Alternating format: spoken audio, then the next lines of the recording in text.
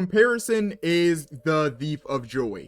This is true. Most, if not all, like musicians, artists, performers, etc., have likely caught themselves comparing their own work to the work of others and, kind of feeling small about it. But I'm neither a musician, artist, or performer, so I'm here to talk about. Now, the main reason I'm making this video is because every time I open X the Everything app or I open TikTok, I see a video about how Burnt Peanut isn't funny, Burnt Peanut is view botting, Queso isn't funny, Queso isn't entertaining, Kai is this, Kai is that. Everybody is something and nobody's entertaining apparently.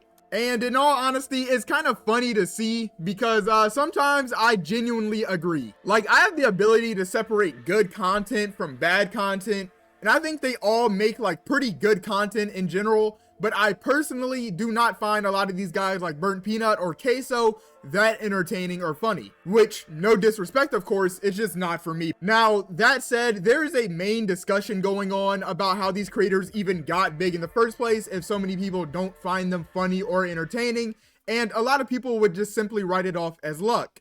And honestly, luck is involved, but I'll talk about that later. The real difference between you and them is the amount of work that has been put in. Yes, these streamers, including but not limited to the ones I have already mentioned, you may actually be funnier and more entertaining than them. You actually might appeal to a wider audience of people, but they have just been working and building their platform for so long, and probably way longer than you at this point, let's just be honest, and have shown up way more on a day-to-day basis than you have. And I mean, at least before some of them started, hitting that level where they can just outsource a lot of the extra work that comes alongside streaming, like editing, clipping, making thumbnails for videos, or whatever else you have to do outside of stream. But for example, Burnt Peanut is someone I don't find all that entertaining personally, but like, I do think why do I have a southern accent just randomly, bro? Like, I get I'm from here and all, but like, this makes no sense. But besides that, I do believe that he does make decent content. But he started streaming in 2024. He streamed a lot and he didn't see the success he wanted in like the first couple months that he started, so he just quit. But when he came back like a year later, he came back and he didn't use any of his old branding, his old VTuber model. He largely wiped a lot of his previous work in what he has done, and he came back as the Peanut that he uses now. I mean, since he already had the name Burnt Peanut, he thought, being a virtual model of a peanut would, help his growth, which was obviously true. When he came back to content creation, instead of making tutorials and, being like that guide type of guy on YouTube, he decided to lean more into being funny and entertaining. But now that you have this context, he streamed 5 hours every day, except for Monday, for over a year. But this all leads to two things. First of all, it is just rare to see somebody streaming 5 hours almost every single day, especially as a new streamer who doesn't have that many viewers. Most people will just quit once they like start really getting into streaming and seeing like their chat not moving and stuff like that. After a few weeks to a few months, it is statistically proven that most people will just quit. But another important thing to take away from this is that if he had not put in the time and effort to, just keep going and keep showing up for as long as he did, he would not have been able to capitalize on any of the luck-based events that happened over these years. Like, imagine he quit the first time, or he just didn't switch to Arc Raiders when it came out and just kept playing Tarkov as it just kind of died out for Arc Raiders. Actually, I'm gonna be honest, I don't know how true it is that that Tarkov died. I've only heard about that. I'm actually not too sure. Tread lightly on that one. But Arc Raiders came out and it was a massive game in a niche category that he was already making content on. He was already making videos on extraction shooter games. So had he quit right there and just never came back to streaming, he would have never been able to capitalize and he would have never became Burnt Peanut now.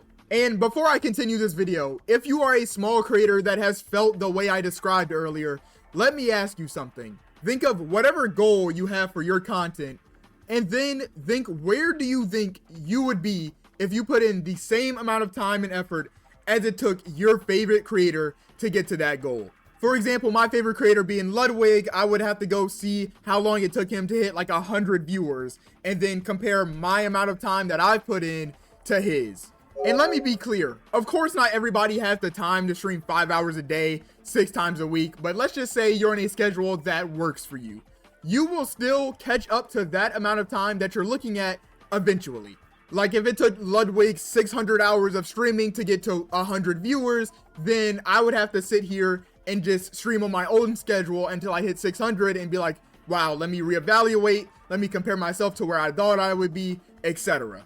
Also, I just want to say that putting in hours doesn't technically really mean you're working hard. Like you can go live 12 hours a day doing the same thing you do offline, playing Valorant, you know, talking every 15 minutes with Spotify blasting in the back, but you aren't going to grow like that. Let's just be honest, even if you put in a ton of hours, which is why the main difference here is work and not time. But time is still, you know, factored in. I feel like that's kind of the reason that a lot of streamers advise you to just avoid streaming 8 hours a day and to just do like a high quality, shorter stream instead. Sometimes people just kind of will get caught up in the, oh, you know, I'm putting out a lot of content, but you know, you could be putting out trash, to be honest. But I've already made a full video on that and the quote unquote consistency idea behind that, so I'm not going to get too much into it. To move forward, I want to talk about how there is a like safety net that you gain from already being pretty big and having gone through your phase of coming up. And it has a lot to do with the amount of feedback that you've had and that you get on a daily basis. These top level streamers are constantly getting feedback on what to say, what to do, and like instantly, you know, if a joke doesn't land, then, you know, the chat will reflect it. Or if a video doesn't hit, you know, they'll tell you. But that also does come with, you know, getting criticism on things that shouldn't really be getting criticized by the internet. You will gain a grasp on what hits and what doesn't over time as a creator. And if you're a smaller creator, you don't really get that luxury as easily anyway.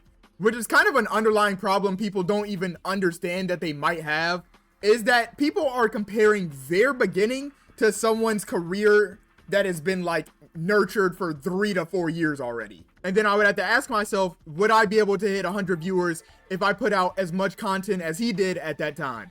And obviously I'm not talking about the outliers that blow up in like 6 months to a year. Sometimes it just happens, bro. But there is just no reason to discredit them at all.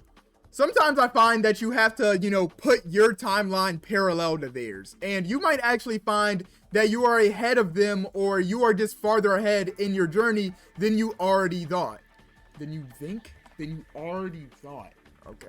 And honestly, I don't have too much more to say. I had this idea for a little bit, and that was kind of largely everything I thought about when I had it. If you enjoyed, leave a like. If you didn't, I guess comment and tell me why not. Either way, follow my Twitch. Honestly, I don't care if you hate me. And I'll see you in the next one.